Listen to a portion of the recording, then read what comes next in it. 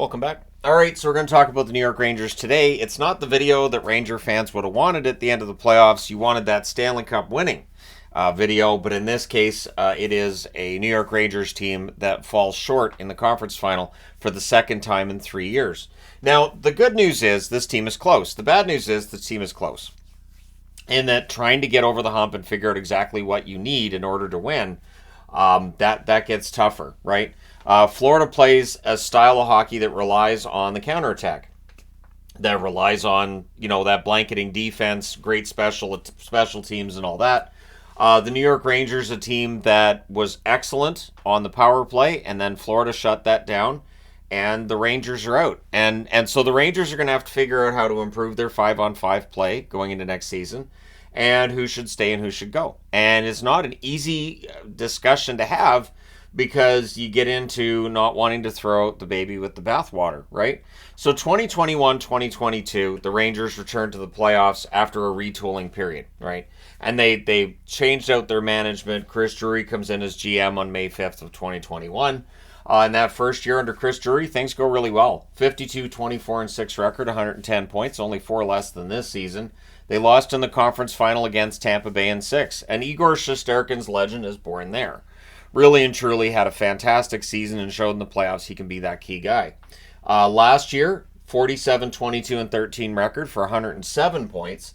And then they lost in the first round against New Jersey in 7, which was seen as an upset at the time. And so, yeah, that was a great series between the Rangers and the Devils. I would imagine Ranger fans not quite as happy with it as others may have been, but it was very entertaining. And then this year, they get all the way to the conference final, again, for that second time in 3 years. They went 55-23-4 during the regular season, 114 points, and then it takes 6 games for Florida to knock them out. So, being the President's Trophy winners means you're not likely to win a Stanley Cup, but the reality is that the teams at the top of the league, there's so much parity among the good teams in the NHL. I really don't think it's a curse with the President's Trophy. I think it's just there's some really good teams in the NHL, and the team that finishes first overall is not head and shoulders above everybody else in the National Hockey League. Artemi Panarin, their leading scorer this year, finished with 49 goals, 71 assists, 120 points. They tried to get him that 50th goal, just didn't happen.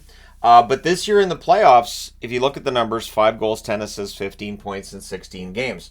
Now, Panarin tried his best. I think he had like 11 shot attempts in the 5th game. Last night, they kept him under control a lot better. But the commentary talking about how, Panarin's game isn't quite like that really physical playoff style, that might be part of the problem there, right? And so with Panarin, maybe you need to get him more physical guys on the wings or on the rest of his line, because he's not going to become a physical player at this stage. He's 32. What you see is what you get. But yeah, so we'll see what changes might be made and how they might fix that up a little bit. Trocheck, 82 games, 25 goals, 52 assists, 77 points. In the playoffs, Trocheck was excellent. 8 goals, 12 assists, 20 points in 16 games. No complaints about Trocheck's game whatsoever. Chris Kreider, 39 goals, 36 assists, 75 points in 82 games during the regular season. In the playoffs, 8 goals, 4 assists, 12 points, also in those 16 games. Adam Fox, who played through injury, his right shoulder, I wouldn't be surprised to hear today he's having surgery for it. But 17 goals, 56 assists, 73 points in 72 games for Fox this year. And in the playoffs, again, he was an absolute warrior, 8 assists in 16 games, but the effort was there, and he was one of the few last night that I thought had a really good game.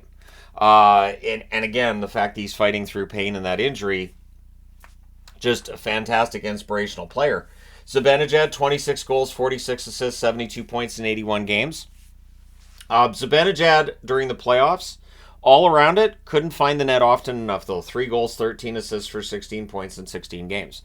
So I don't know if changes happen there, if maybe they look to move Zibanejad. And I'm only just throwing that out there because in the event that Chris Drury just decides, we need to make a big change and change the makeup of the roster, somebody that prominent would have to be the one that goes. And I don't think Kreider, Trocheck, Panarin are going anywhere. We know Fox isn't going anywhere. So maybe it ends up being Zibanejad. Just saying. Lafreniere hit that next level this year. I'm looking forward to next season for him because I think he'll be around a point per game. 28 goals, 29 assists, 57 points in 82 games during the regular season. During the playoffs, plays all 16 games, 8 goals, 6 assists, 14 points. So almost a point per game in the playoffs. I do expect about 82 points next season from him. And maybe Lafreniere's taking that next step allows you to move on from Zibanejad if that is the way they go. And in terms of Zibanejad's contract, it doesn't have a huge amount of term left on it, so might be movable. And I'm just using that as an example. Now, other players 22 and younger, starting with Lafreniere, of course. Will Cooley, 81 games, 13 goals, 8 assists, 21 points. In the playoffs, just the 1 goal, 1 assist, 2 points in 16 games. The production in the playoffs, not probably where you'd want it to be if you're Cooley. Maybe he becomes a 20-goal scorer next season. We'll see. Kakko, 61 games, 13 goals, 6 assists, 19 points. In the playoffs, he also had a goal and an assist. He played 15 of the 16 games. Kakko, not happy with being benched. The game that he was out as a healthy scratch. But you don't want him. As I said at the time it happened, you don't want him to be happy with being a healthy scratch. Kakko's one that if they decide to move on from him, and he's a restricted free agent this offseason, I wouldn't necessarily be surprised. He's young enough that other teams would likely be interested, and we're far enough into his career that I don't know that it's going to happen in New York in terms of him becoming a top 6 forward. Schneider, 5 goals, 14 assists, 19 points in 82 games. In the playoffs, 2 assists in 16 games. Schneider, very good defenseman. Not perfect. We're not saying like Norris level, but a very good young defenseman. Still potential there for him to get better. The very popular Matt Rempe had 17 regular season games, a goal and an assist there, and then in the playoffs, 1 goal in 11 games. I don't know if Rempe ever becomes more than just an energy forward, a guy who's really popular with the fans, a fourth liner. But again, he played his way into the lineup. I don't know how many games he's going to play for them next year, but the fact that he played 11 out of 16 playoff games would tell you he's probably going to play almost all the games next year. Othman played 3 games during the regular season. He falls into that 22 and younger category. No playoff games, but Othman is seen as a guy who's going to come up and play for them next season. The goaltending, of course, was very good. Shesterkin, 36-17-2 with a .912 save percentage. In the playoffs, 10-6 with a .927 save percentage.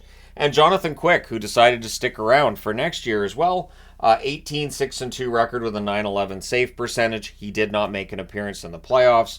I did at one point see the question of should they go to Quick at some point. My answer to that would be no, because Igor was absolutely fantastic. He was not the problem. So 2 contracts to keep an eye on because, again, if you decide you want to make a move, Panarin's 32 years of age. It is an $11.6 million cap hit until 2026, so for 2 more seasons. I'm not saying they moved Panarin, but it's a contract that I know at times people have thought, no, he's worth it. He's a really good forward, and at times people have felt the $11.6 million might be a bit high. Trouba, 30 years of age, $8 million cap hit for 2 more seasons. Seeing some of the turnovers and some of the defensive miscues might have made Jets fans feel better about, Trouba having left the team when he did. But yeah, Trouba had a rough postseason in general. I don't know if they move that contract, but again, if they're looking to have the kind of cap space some of the other teams are going to have, that's the kind of contract they'd probably have to move. So their pending unrestricted free agent list, keeping in mind that the cap space they have July the 1st is $11,306,809 according to Cap Friendly. Roslovic. I thought Roslovic played well, but if it's just a rental situation, that's fine. Wenberg not on the board here as a top scorer or anything. I don't know if he returns to the Rangers next year. Probably not. Replaceable one way or the other. Blake Wheeler's probably played his last game in the NHL.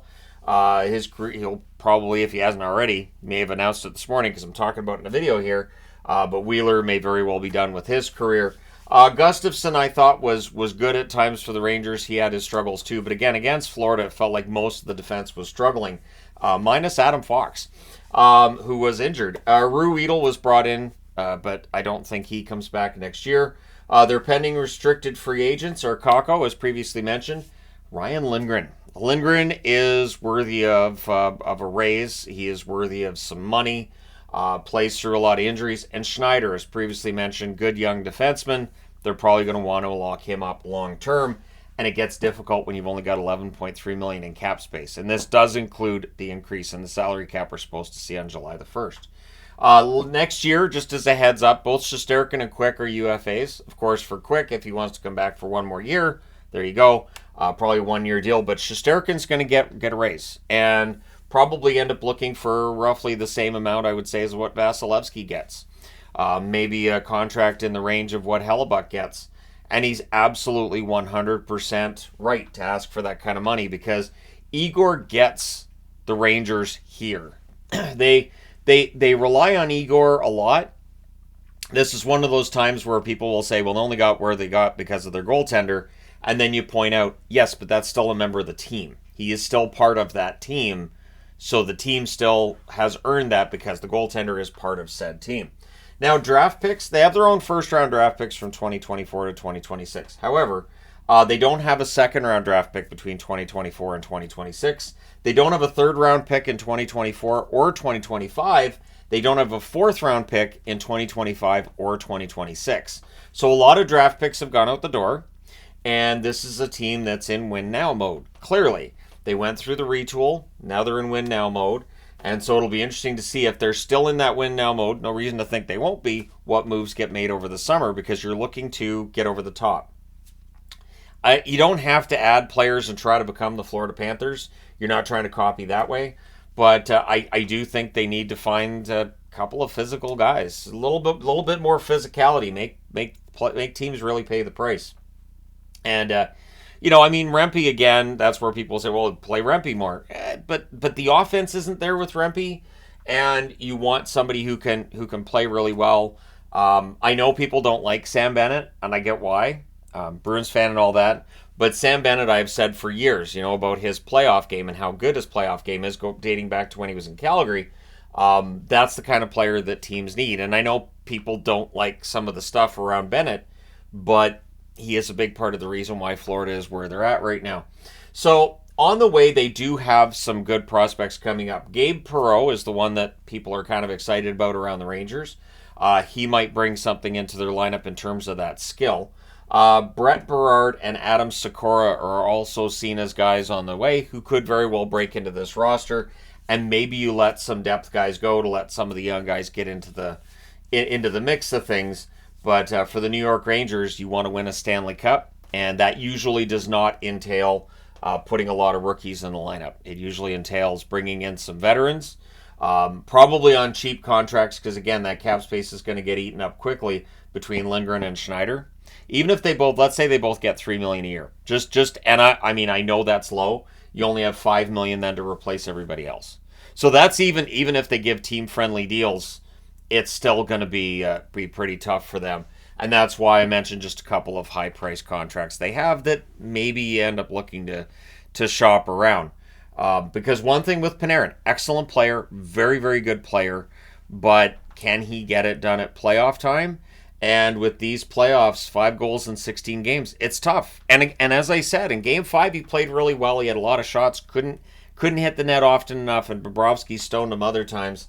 But in the end, what we notice is the result, the numbers, and the numbers tell us that there's some work to be done by the New York Rangers if they're going to remain in the conversation as a contender for one, and then to be able to get over the hump and win a first Stanley Cup since 1994.